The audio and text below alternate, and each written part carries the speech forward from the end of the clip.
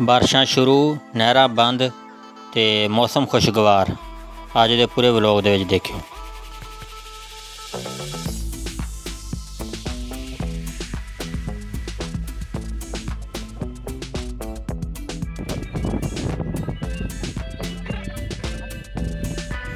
ਬਾਰਿਸ਼ ਹੋਈ ਆ ਤੇ ਯਾਰ ਬੇਲੀ ਕਹਿੰਦੇ ਵੀ ਨਹਿਰ ਦੇ ਵਿੱਚ ਕਿਸੇ ਦੇ ਜਾਲੇ ਲੱਗਿਆ ਤੇ ਮੱਛਲੀ ਕੱਢ ਕੇ ਲਿਆਈਏ।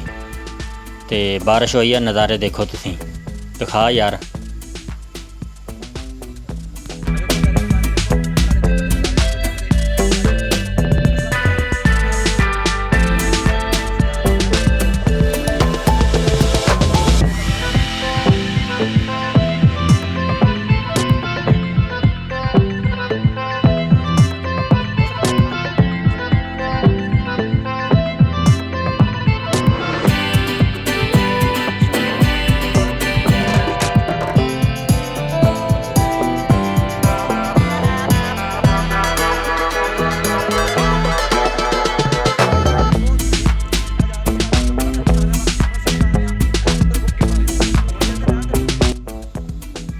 ਇਹਨੂੰ ਮੱਛਲੀ ਖਾਣ ਦਾ ਸ਼ੌਂਕ ਆ, ਇਹਨੂੰ ਪਕੜਨ ਦਾ ਤੇ ਵੀਡੀਓ ਬਣਾਉਣ ਵਾਲੇ ਨੂੰ ਮੱਛਲੀ ਦੇਖਣ ਦਾ ਸ਼ੌਂਕ ਆ। ਤੇ ਪਿੱਛੇ ਪਾਣੀ ਦੇਖੋ ਸੇਮ ਨਾਲੇ ਤੇ। ਹੁਣ ਨਹਿਰ ਤੇ ਚੱਲਦੇ ਆਂ।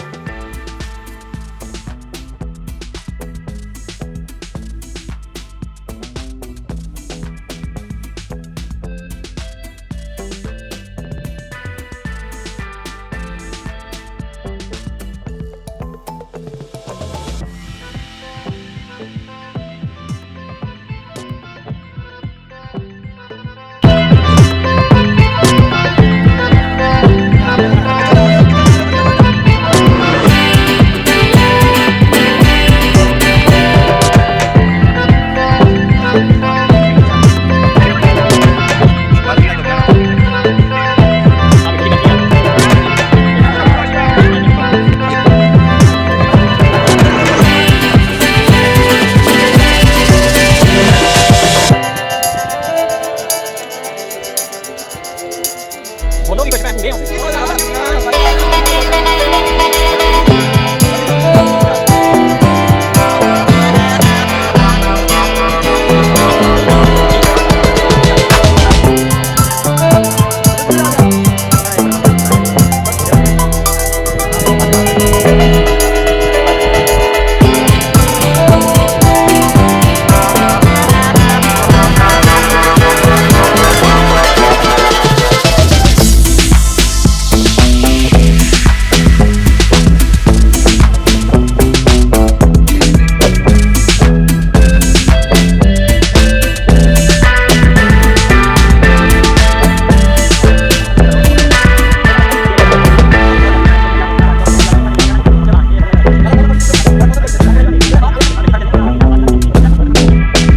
ਅਸੀਂ ਸੇਮ ਨਾਲੇ ਤੇ ਪਹੁੰਚ ਗਏ ਆਂ।